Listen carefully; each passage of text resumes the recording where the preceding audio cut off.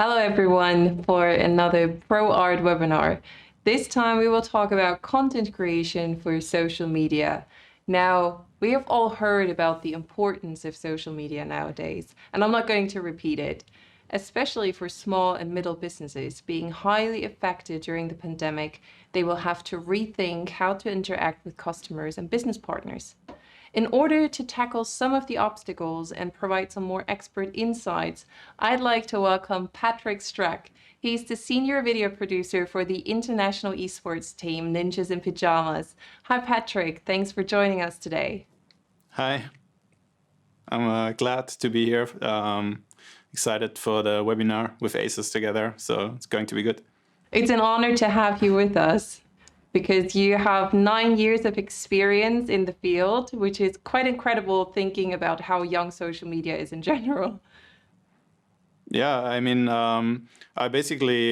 the industry I come from, esports, is like also pretty new. I would say like 20 years, but the serious business side of it, maybe 10 years. So I was basically right there from the start, grew up with it. So I hope I can share some of my experience with you.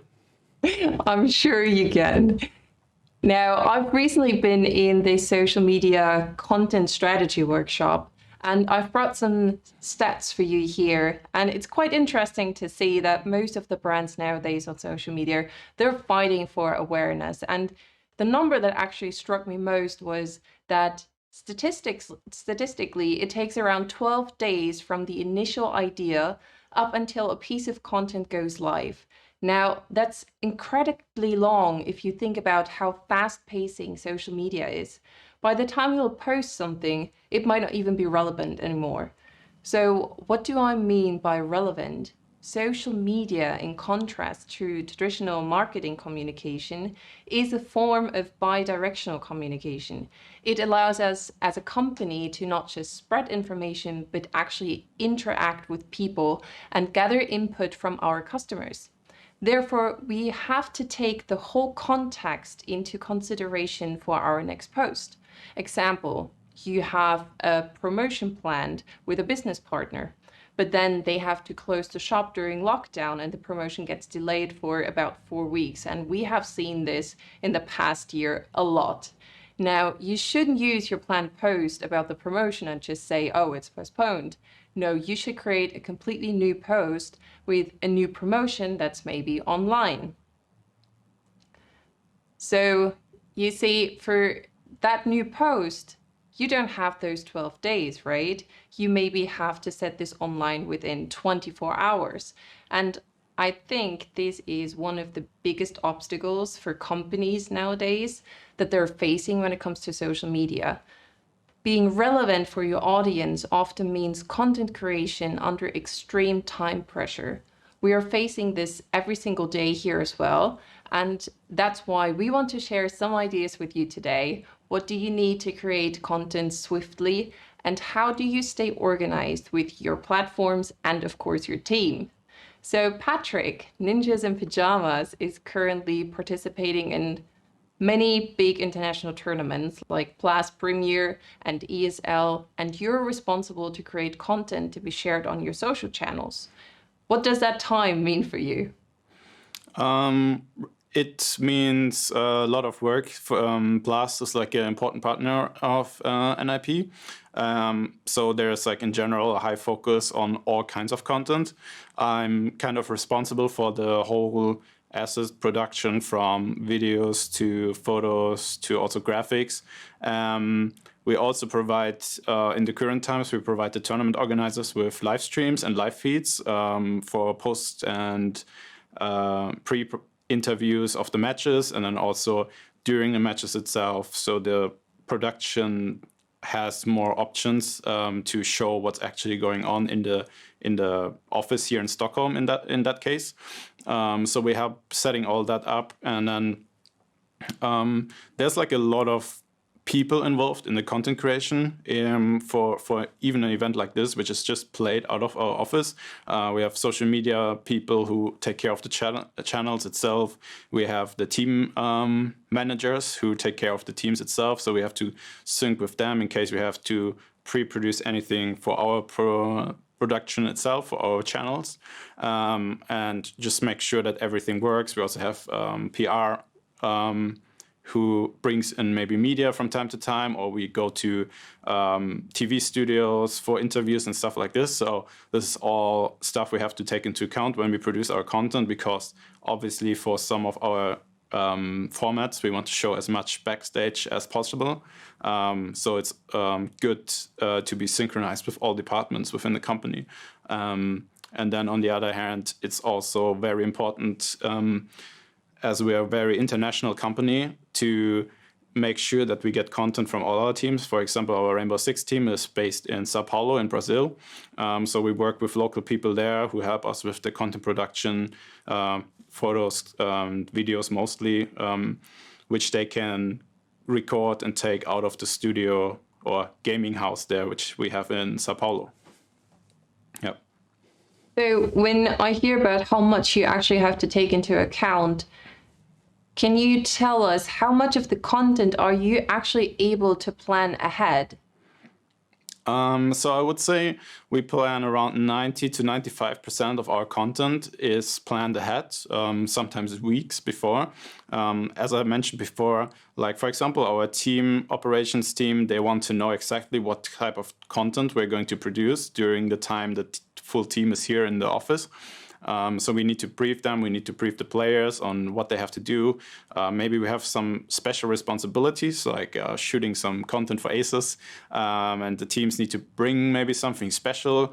So we have to take that all into account. So planning is key, basically, to make sure that we can execute on all our ideas we have planned. We have a lot of different content formats, which we're like trying to do during each event. So that's like really important for us also, that we make sure that we have enough manpower, that everyone in the team is briefed, knows exactly what to do. So yeah, we don't end up with people being on vacation all of a sudden or something like this, and we don't have a replacement to produce the stuff we actually plan to do. And obviously, something spontaneously can always come up, and we are normally quite flexible on that, especially in esports, where it's like the amount of time or the time you play in a tournament heavily depends on how good you do in the tournament. Like if it goes really bad, which sometimes happens, you can go out on the second day on a tournament which is 10 days long, which is obviously not so nice. So you also need to kind of plan for that. What happens if we go out on the second day, but then you also need to plan what if we go all the way through and actually go to the finals. We need to make sure that we plan ahead for that. Yeah. So as a senior video producer, how much time do you usually have to create content like video clips? Because this is one of the most important content pieces that we're seeing on social media right now. I think it's very important, first of all, to understand the different platforms you're trying to produce content, or in that case, video clips for. Platform like YouTube works completely different than a platform like Twitter or Instagram. Especially Instagram, I think, is a good example, because you have so many different kinds of videos you can post. You can post in the timeline, you can post in stories, you can post on Instagram TV, and nowadays you also have the Instagram Reels, which recently got added.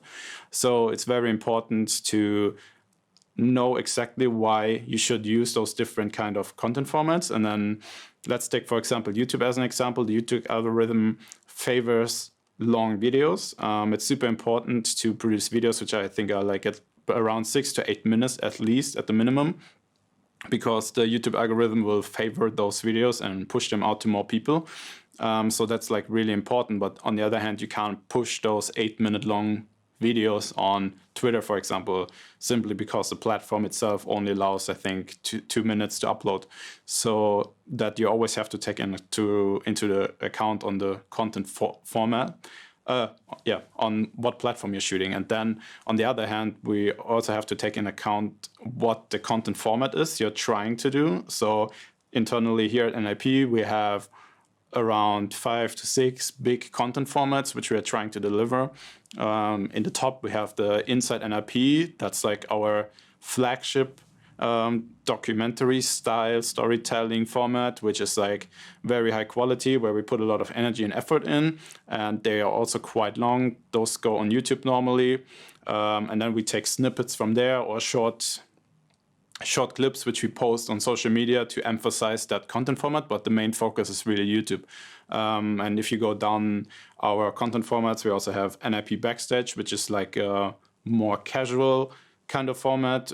It's very raw and it's very like there's no music in it, for example. It's very raw cuts. Everything is super basic, just with the whole goal to release it as soon as possible. Often we play like one day after, so we win in the evening and then we play in the afternoon right after. So we want to make sure that we can put out that video before the next game actually starts. That's why it's so important to have a video format which is easily editable for us, so we can put it out fast. And then we have another format which is called Eavesdrops. It's more like a listening into the team communications. That's also a very popular format. That one we normally do like one video per event. We are still trying to put that out as fast as possible too, though, because the longer you wait, you lose relevance on the content itself. And often in esports, it's like a very fast industry. You sometimes play 2 tournaments at the same time even. So you want to make sure that you also don't confuse your consumers and fans with different videos, and you don't know exactly what game it was they played. So they want to basically consume it live. So we try to basically put it out live. Yeah. And then for all our other content, like we have like the funny content and stuff like this, the casual content, that's like normally for us like 2 hours. That's like 2 days of editing, and then we put it out. But that stuff is more like a filler content to have content which we can put out when there's downtime and the team is just practicing or is on vacation or something like this. So we have something to entertain our fans while we are having a break. And then on the other hand, you also have videos which we specifically produce for our social media channels. So you have sometimes we do like a 1 to 2 minute video each day to talk already about the game which is coming up. Those are normally very fast. We have like that's like 2 hours from filming to the finished video, which we spend on that. Yeah, that's also really important to just put out as fast as possible. And then if you look at the different versions we are putting out, which I already mentioned a little bit earlier, we have normally if we have the main YouTube video, which we do in 4K in full quality, best quality which we can provide, and then we do a HD version without the outro and everything, which goes on Instagram TV. Then we have a highlight which we put on Twitter, which we put on the Instagram feed, and sometimes into the Instagram stories. And Facebook is also something we use, but Facebook is quite flexible in terms of what videos you can post there. You can also post very long ones, but also small ones work. So we sometimes do even both there. It really depends from situation to situation. And it's really important to know your audience on those channels, because you know what you are serving to.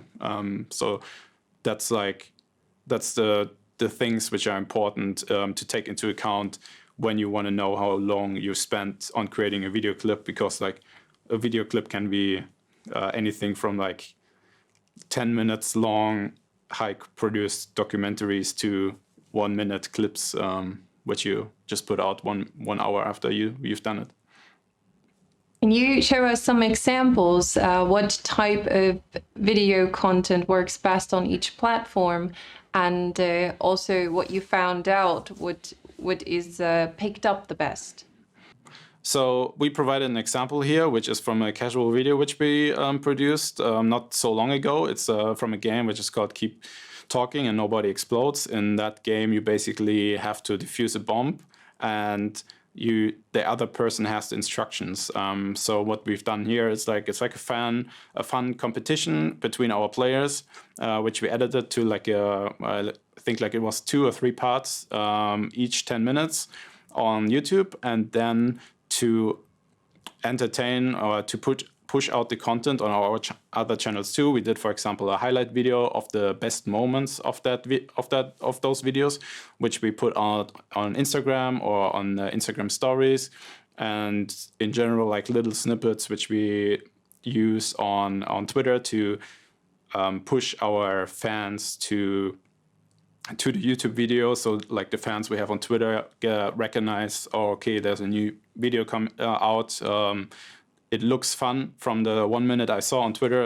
Let's check the video out. And then we also have the normal Instagram TV version, which is very similar to the YouTube version, which we put on Instagram TV for people who are on the mobile phone and want to watch the videos too.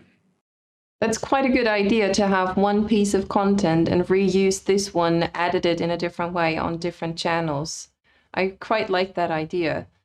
So for editing those type of videos, we already talked about this previously when we had our discussion. So what do you think? What hardware is crucial to be able to create such content?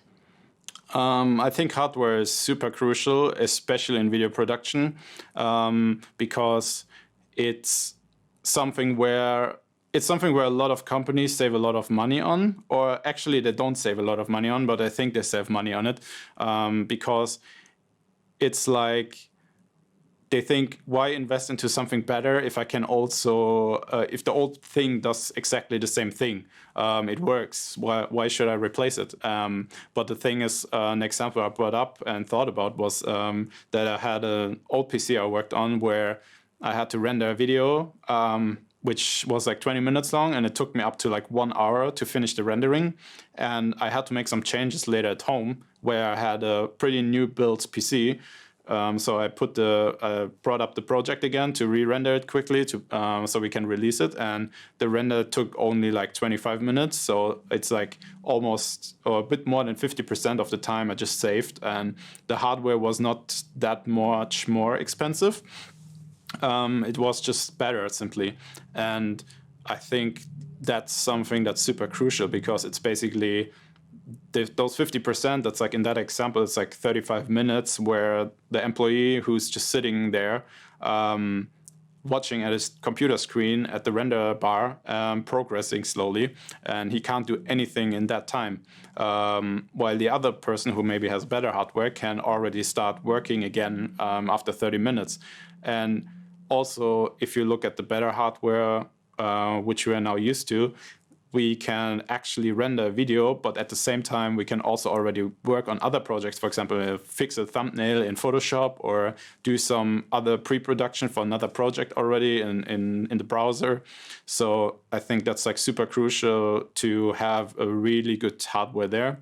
And the funny thing is that like the PC I have at home was built with gaming in mind first. So it's like an actual gaming PC, more like for me to use privately, but the line between gaming and creative work is very thin nowadays, because I mean the principle is like the same. You're like rendering frames and stuff like this.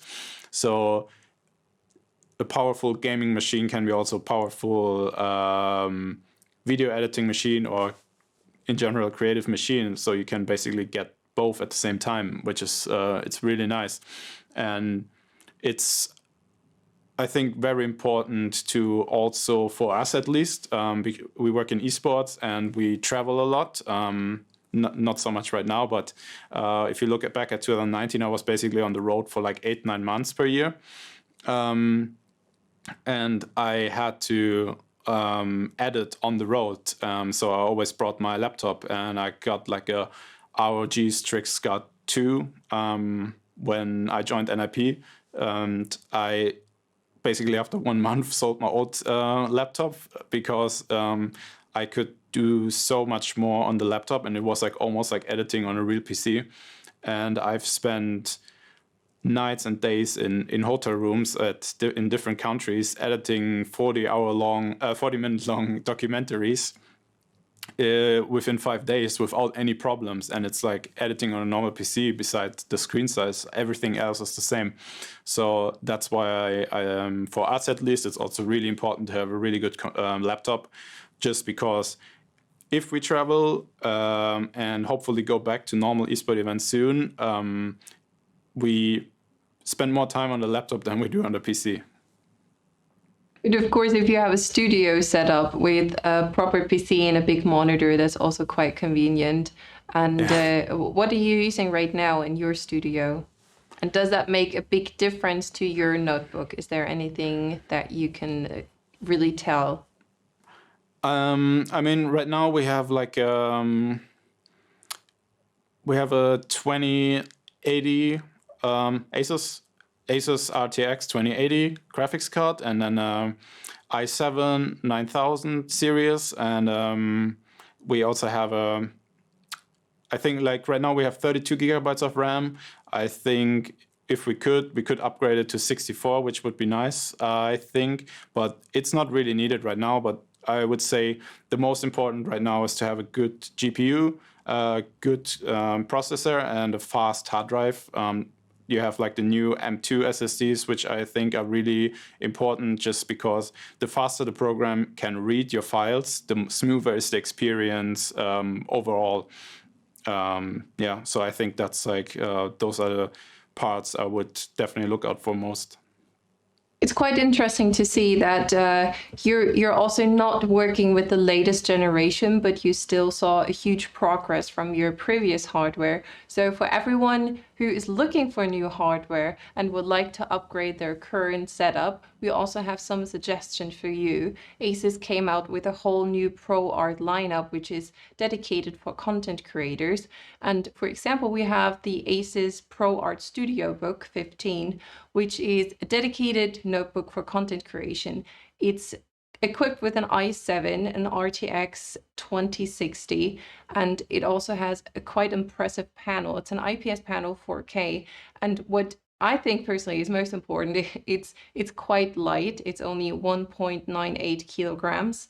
And if you have a studio at home, we also have some new suggestions for the new generation.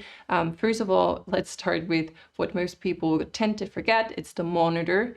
So if you're having a studio and you want to see true color, we suggest a pre-calibrated monitor because your artwork can be previewed how you want it to look like, and you get the true color of your artwork.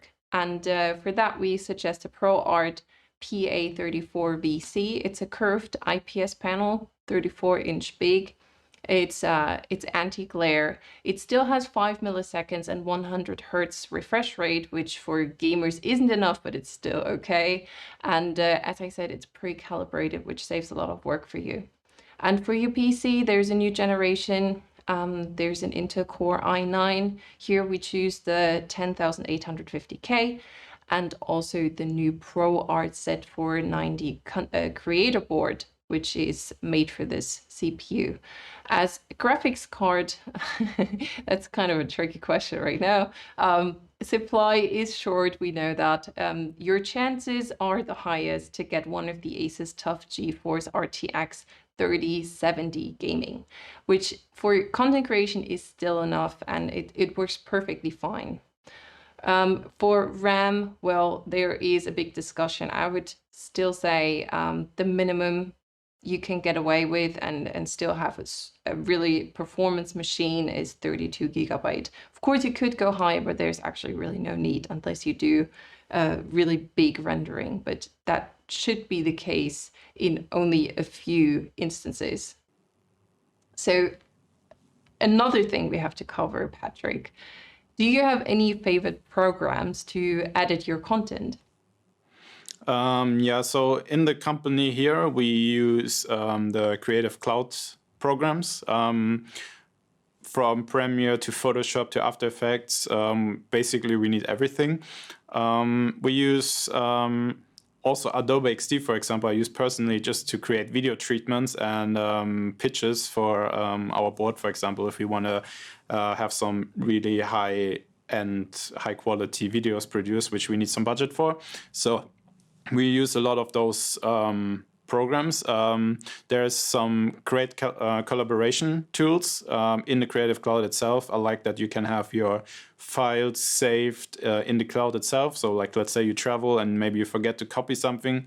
You can easily access those files.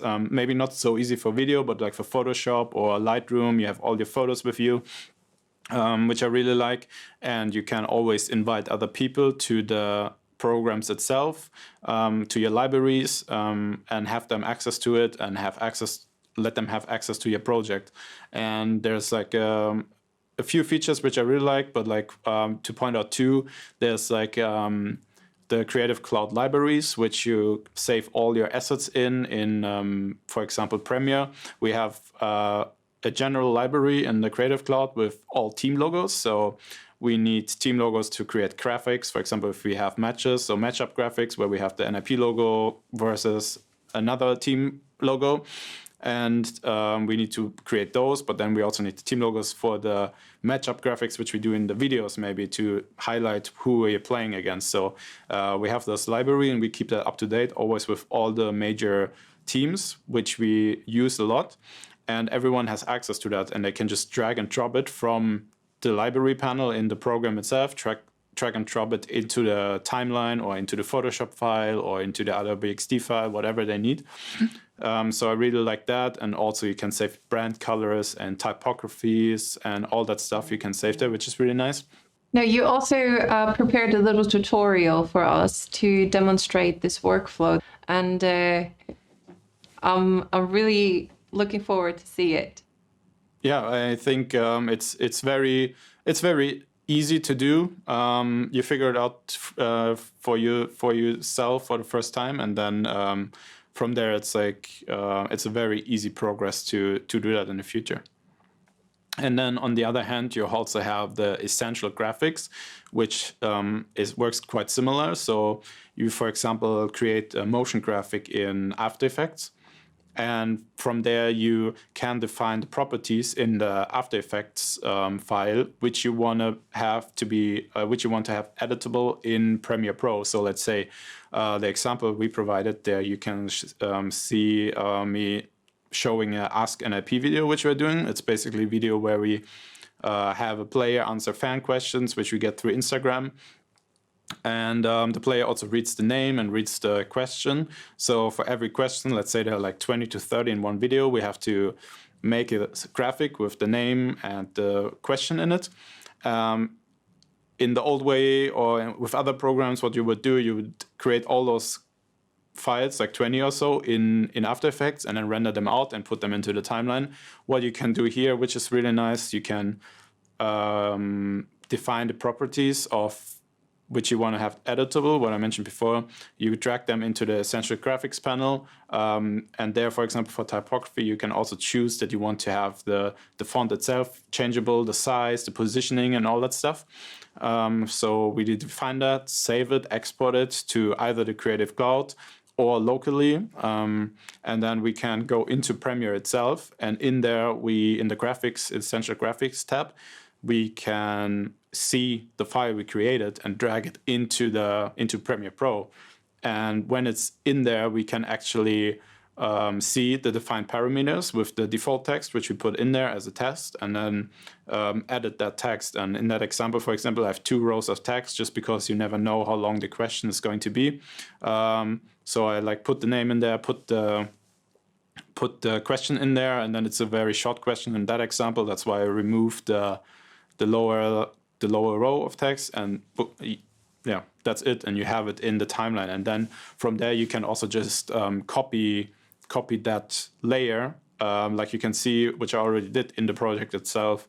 In the top row, you see all those magenta little rectangles. That's like all the questions. So you just copy paste it, change the text, change the name, and yeah, then you have the whole project done instead of going back and forth between After Effects and Premiere all the time. And it's very easy to do. And you can also, like, let's say you render out the project and you realize you did some mistakes in the spelling or something like that. You can just go back into Premiere, edit the text, and render it out again instead of going first into After Effects, render it out, drag it into your editing program, and then render the full project out again. So you save a lot of steps there. So we already talked about that there's quite a lot of people involved into the process of editing and feedback loops and so forth. And, what would be really interesting to know is how do you and your team stay organized, and also how do you organize your social platforms? Because we know that most brands or companies are using more than 2 or 3 channels. So it can get quite confusing where to post what. How do you do that? So we have a few platforms we use, but every platform has its own usage, type of field of usage. So we have a project management tool, which is called Asana. In that project, we use a program, we use everything to organize ourselves, to organize our projects. It's very in-depth and can be quite overwhelming the first time you use it, but as soon as you learn it, it's like a very powerful tool. We have all our tasks in there. I provided a screenshot where you can see the different tasks we have, which are scheduled. So that's like video projects, which we planned out in April, May. And it's basically, we schedule them in there. And if you open those different cards, you can see who it's assigned to, who is the project owner. Maybe you can comment on it, say, you want to have something changed, you can put the preview link in there, and you can also change the status from like editing to upload, for in our case, which we have, which means the video is done editing, it's ready to upload. So our social media team can see, okay, the video is done. It can be, we can put it on YouTube and push it out. And I think it's like a very powerful collaboration tool. And then going from there, we have another one which we use for the actual review process of our videos itself, is Frame.io. We upload our videos on that platform. It's very fast. So like you upload the video, the upload is fast, and the processing of the video is very fast. And you have like proper libraries with like different categories where you want to have your video saved in. Like I mentioned before, with our content formats, we have like a library for every content format. And in there, we saved all those videos. And everyone in the company can have access to that. You can also create shareable links, which you give to external partners or external people if they want to review something. If we, for example, have to produce videos for partners and they want to see it, you can comment on the different timelines. Like let's say you find a mistake at minute 1, and you can just say, hey, can you fix this here? You can even paint in it and stuff like this. So it's like a really good tool to give feedback fast, especially right now where a lot of the companies working remotely, and you maybe don't want to always jump into a call or write long emails or long comments. You just want to say, here, that needs to be fixed or something like this. And it speeds up the work for quite a lot for us and just keeps everyone at the same page and a good overview of the videos we're actually producing. And on the side note, there is also, we use a local server here in Stockholm, which is a standard NAS. We have all our files saved on there, like our video project files, all our footage, our photo raw files, but also the exported photos. We have the graphic files on there. So we use that, and we also have, with the tool the NAS provides, we have remote access to that server. So also anywhere we're in the world, we can access our project files and edit them or fix something if it's really needed, which is like really helpful for us just to make sure that everyone is on the same page there and has the current updated file to access. And then I think in regards to photos, it's also important to mention that we use another platform which is called SmugMug. It's a photo platform which is not that known of, I think. Flickr might be a more known option. It's like kind of the same thing, just that you can create your own photo platform, and there you can create your galleries and everything and create passwords and everything. So you can, like, everyone in the company has access to that photo database and can download the photos. And because maybe not everyone is used to using programs like Photoshop or Lightroom and can fix the photos themselves, so we have everything edited there. So if our social media team wants to post a photo, or our graphics team wants to do graphic, they can just download the photo and then use it in their graphics. And at the same time, it's also a very powerful tool for us because we can share it with external partners and sponsors, because they also really like to use our photos which we produce for their presentations and stuff. So we can also share the link with them. Yeah, so that's like the three main tools we use: Asana, Frame.io, and SmugMug, and then our local server for all the work files itself here in Stockholm. Sounds like a very intuitive way to collaborate, which is quite important nowadays where many people are working remote. Thank you for sharing that. With your experience in social media, is there anything you would like to emphasize regarding content creation, especially? I think the main thing which I mentioned earlier today was that you should know your platforms and have a strategy. I think I see that with a lot of small companies, that they don't exactly know how to use their platforms. Like I said before, they for example push out 2-minute long videos on YouTube, and then they try to push like 8-minute long videos on Twitter and stuff like this, and it's like it doesn't work for them, and they don't exactly know why. So it's like really important to know which content you should create for which platform, and then also you should know your audience. Like a audience on YouTube can be completely different than from the audience you have on Twitter, even though it's the same brand.